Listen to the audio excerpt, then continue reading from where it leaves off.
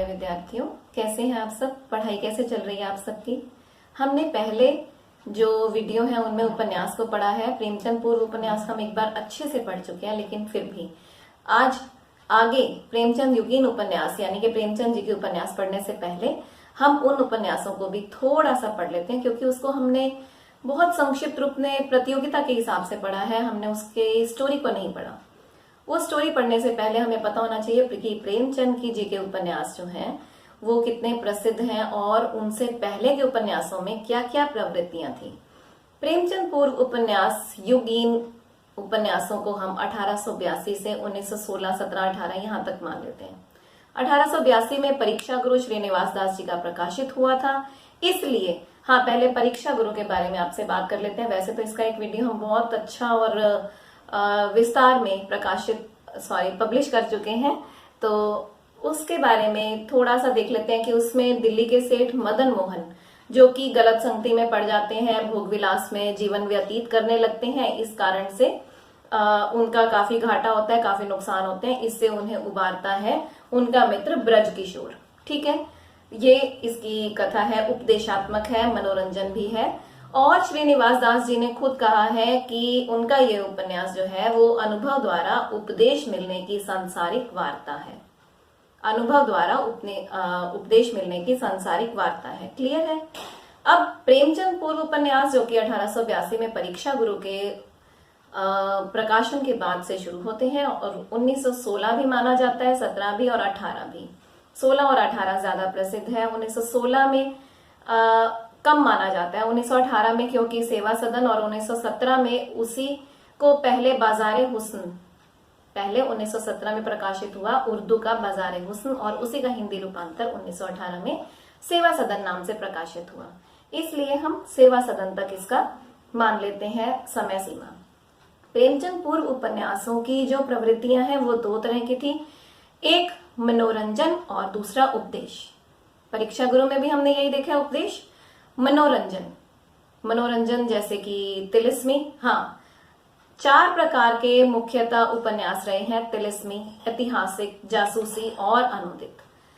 तिलिस्मी देखें तो देवकीनंदन खत्री जी, उनका व्यवसाय ही था बीहड़ जंगलों में जाकर लकड़ियों का व्यवसाय उनका था। इस कारण से उनके लिए उस तरह का कल्पना लोग तैयार करना बहुत सरल हो गया था। उन्होंने किस तरह के उपन्यास लिखे हैं हमें पता है, तिलिस्मी, एयारी, अलग अलग प्रकार के इंद्रजालिक तरह के, जो हम कभी, मेरे तो बचपन में आता था, आपके पता नहीं आता है कि नहीं।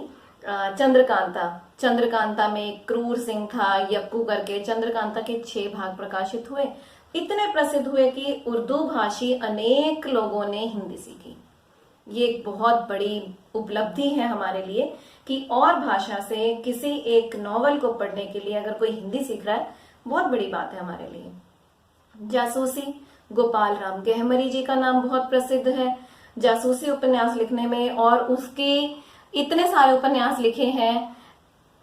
जैसे आज के टाइम में हम सीआईडी देखते हैं, किसी एक लाश से, किसी एक हत्या से स्टोरी शुरू होती है। वही बात जासूसी उपन्यासों में गोपाल राम गहमरी जी, जो कि अंग्रेजी के आर्थर कानन डायल से प्रभावित थे।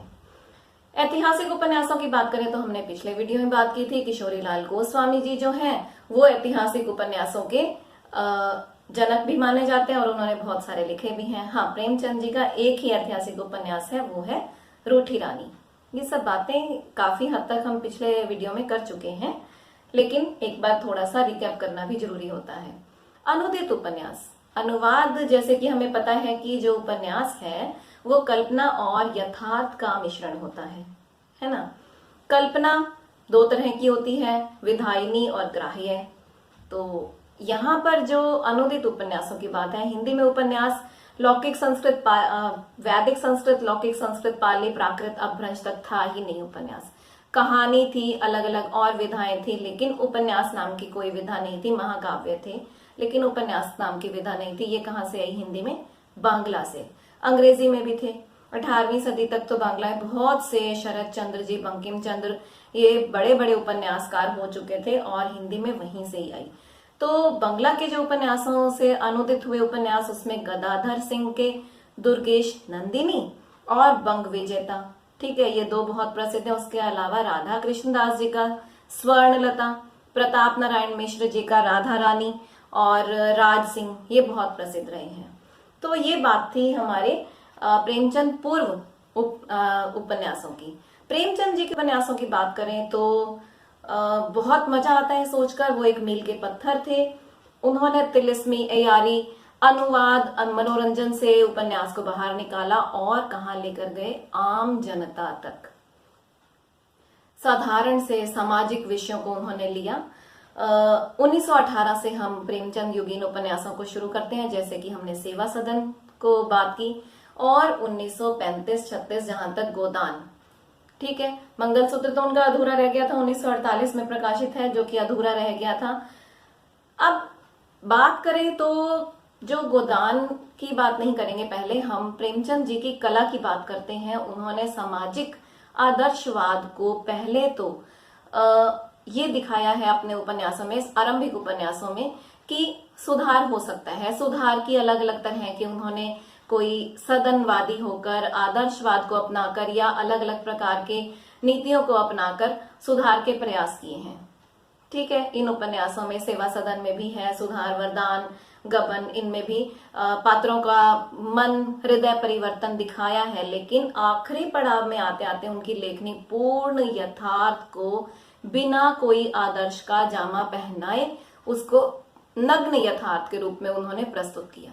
बहुत बहुत उन्होंने सोच समझकर, जैसे आप कफन में देखते हैं, कफन में क्या आता है, एकदम बिल्कुल कठोर सत्य, नग्न सत्य, कोई आदर्श का जामा नहीं पहनाया, एकदम सत्य, तथ्य, यथातथ्य प्रस्तुत किया। आरंभिक उपन्यासों में समस्या का समाधान देखने का प्रयास किया, खोजने का प्रयास किया, लेकिन बाद में नहीं। मुख्य मुख्य उनके उपन्यास में आपको अभी बता देती हूँ। 1905 का देवस्थान रहस्य, 1907 का प्रेमा, प्रेमा हम खुरमा हम स्वाब, 1906 के आसपास, 5-6 के आसपास वो प्रकाशित हुआ था, जिसका उन्होंने प्रेमा, और 1927 में इसी का नाम उन्होंने प्रतिज्ञा रखकर दोबारा से भी प्रकाशित किया था। अब इसके 3 नाम हो गए, पहला प्रेमा, हम खुरमा हम स्वाब, दूसरा प्रेमा, और तीसरा 1927 का प्रतिज्ञा। अब बात करते हैं सेवा सदन की। 1918 में पहले इसका नाम बाजार हुस्न। सेवा सदन पर हमारे चैनल पर वीडियो है, बहुत अच्छे हैं, 2-3 वीडियोस में कंप्लीट हो पाया था। वैसे तो सभी उपन्यास इनके बहुत अच्छे हैं। जलवय इसार पहले प्रकाशित हुआ 1912 में, और उसके बाद 1921 में वरदान नाम से हिंदी में प्रकाशित हुआ। फिर आता है, अच्छा ये सब जो डिटेल में आपको बता रही हूँ वो सब आपको नीचे डिस्क्रिप्शन बॉक्स में बहुत अच्छे से मिल जाएगी, आप वहां पर पढ़ सकते हैं। कई बार होता है ना, वीडियो के साथ साथ आप नोट नहीं कर पा रहे हैं, और हमारे चैनल पे तो मोस्टली ये रहता है कि प्रतियोगिता परीक्षाओं के लिए बात ही वो की जाए जो तथ्य से संबंधित हो, जो पेपर में आने लायक प्रश्न है उन्हीं को ही उठाया जाता है, उन्हीं के बारे में जानकारी दी जाती है। 2 लाइनों में आपको एक प्रश्न डिटेल में मिल जाता होगा मेरे ख्याल से। बाकी तो आप अच्छे से जज कर सकते हैं, तो आप अच्छे से जज कीजिए, मैं कुछ नहीं कह सकती हूँ। मेरे हिसाब से मैं पूर्ण उन्हीं बातों को लेकर चलती हूँ जो आपके एग्जाम के लिए बहुत जरूरी होती हैं। आप डिस्क्रिप्शन बॉक्स जरूर देख लें। 1922 में प्रेम आश्रम प्रकाशित हुआ। गोशाए आफियत इसका उर्दू में नाम था। जमींदारी प्रथा, उपनिवेशवाद, इन सबको इसमें दिखाया गया है। 1925 में रंगभूमि, रंगभूमि में उर्दू में प्रकाशित हुआ चौगाने हस्ती के नाम से।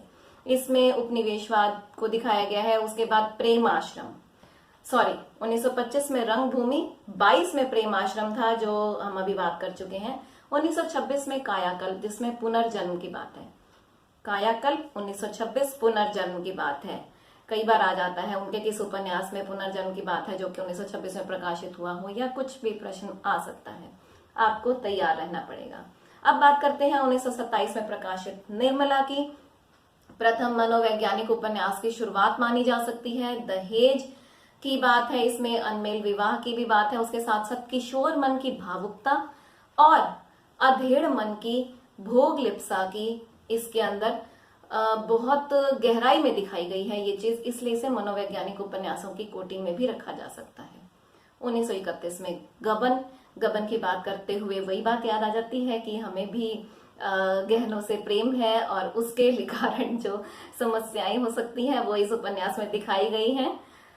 इसके बारे में ज्यादा बात नहीं करते, आप सबने पढ़ा हुआ होगा। वैसे परफेक्ट नॉवल है ये, बहुत बहुत अच्छा, और बहुत इतना मतलब डिटेल में नहीं लिखा गया है, शॉर्ट में स्टोरी को बताया गया और बहुत अच्छे से बताया गया है। अच्छा, अब बात करते हैं कर्म भूमि की। 1933 का है, हिंदू मुस्लिम एकता को दिखाया गया है, उसके साथ साथ इसमें स्वतंत्रता संग्राम की भी बहुत अच्छी झलक मिलती है।